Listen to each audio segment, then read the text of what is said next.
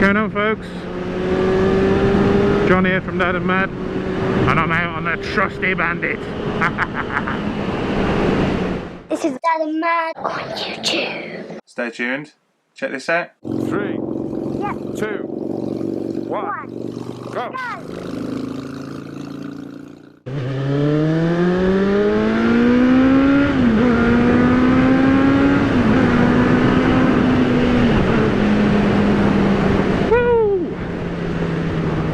Feels so good. Oh dear.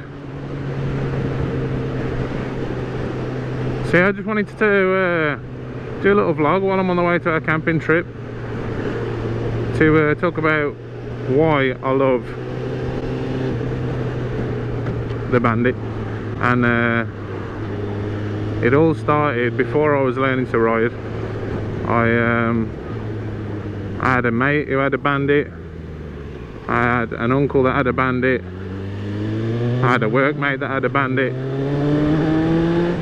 So it was like it was a constant through that time when I was thinking about getting a bike. And I learned that they were, you know, bulletproof and trusty bikes, and you know, it's a Suzuki, it's Japanese, it's reliable. Alright, pal. You know, parts are easy to find,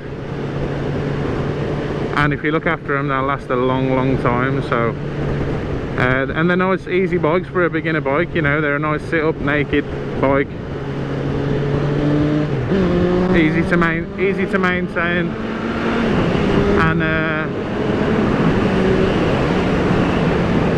yeah, it's just a good all-round bike for beginners and, you know, experienced riders alike. So that's what I was looking for. And my first Bandit, this is my second Bandit I'm on now, but my first one was for sale through a friend of a friend. So I asked my mate Johnny Flame, who some of you will be familiar with by now, if he would come and look at it for me, with me. So I went to look at this Bandit, and it was a few years old, but it only had 7,500 miles. I got it for 1,400 quid. 1,400 British pounds, and Flame test rode it for me. He only took his helmet, and thank you very much. He only took his helmet just to test ride it. Didn't realise we'd be buying it there and then, but we did. And I said, John, you alright to ride it back for me? And he was like, mate, I ain't got nothing with me.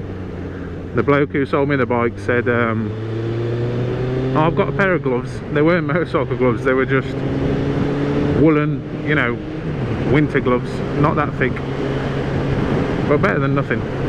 And then my mate Petey, who was with us at the time as well, he was like, oh, you can wear my jacket. So he gave Flame his jacket. And then Flame was like, well, can you not go on the motorway, because I'm going to be freezing.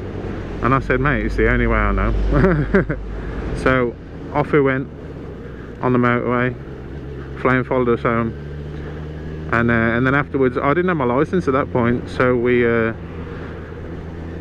I didn't have a ramp at the side of my house either, so we had to manually lift it up a couple of steps, put it in my conservatory on the back of our old house, and Flame took it for an MOT with me, like its yearly inspection, with me on the back.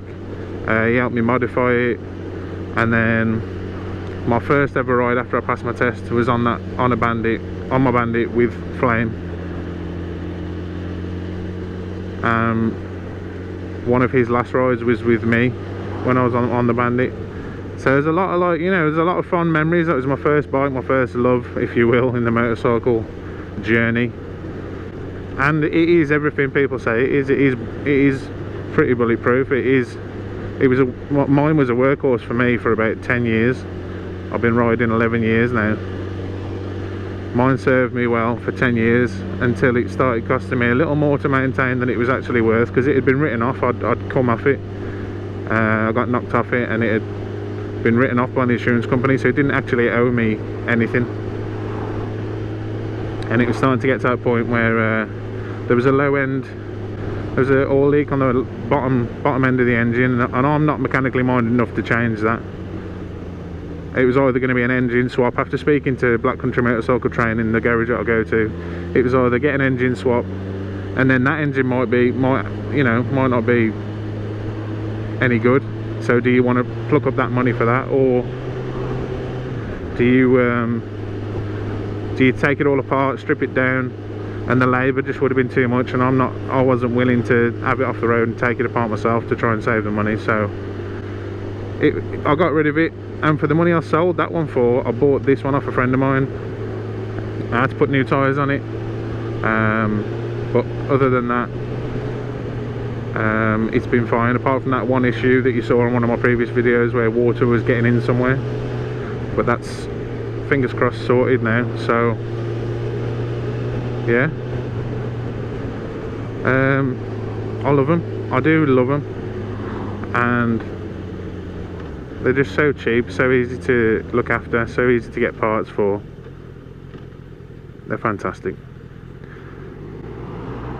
So there you go, my Bandit. I'll do a little bit of a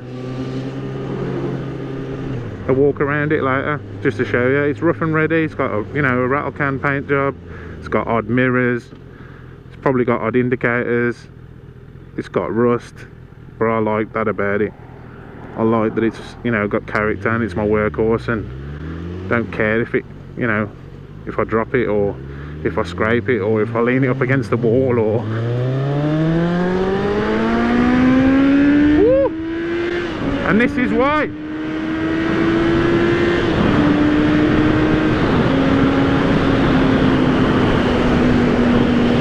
Beautiful.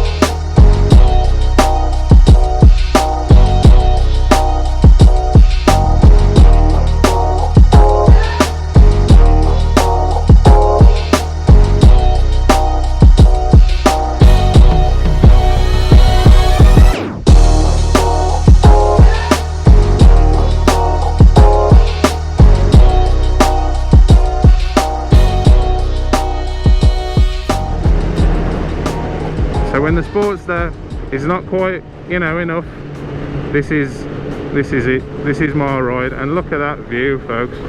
That is absolutely beautiful.